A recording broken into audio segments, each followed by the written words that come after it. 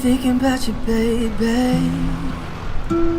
Tricycle po, ma'am! Tricycle po, ma'am! Tricycle! Kahit hindi gwapo, kahit na di matalino,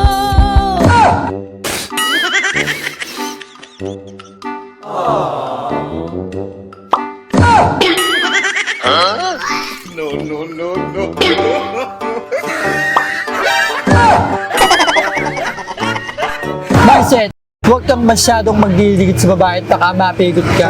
Dahil sa totoo lang, ikaw ang pinakamagandang lalaki sa Santa Rosa Bayan. Hayop ka talaga, Marcet! Napakagandang lalaki mo talaga. Wala akong masabi sa'yo.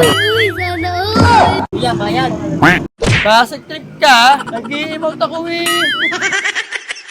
Hi, kuya! Ikaw na naman! Dadaan ko ba sa barangay? Pwede ba sabay? Ako po, lumang style na yan. Tuloy na, naiwan ko lang yung wallet ko. Hello, pre yan, ma'am. Lumang style na po yan. Don't worry, ako na bahala magbayad sa kanya. Basta ako niya, ibibigay niya sa akin.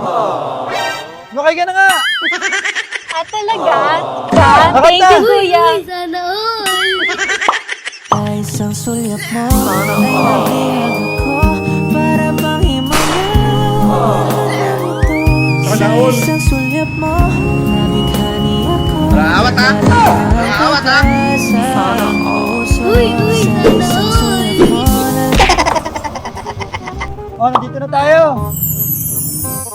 sa isang sulyap mo ay nabihag ako para Ako, yan ang sisimula mga diskarte nyo. Hindi ako easy to get. Hindi kayo ubra sa akin, mga babae. Run.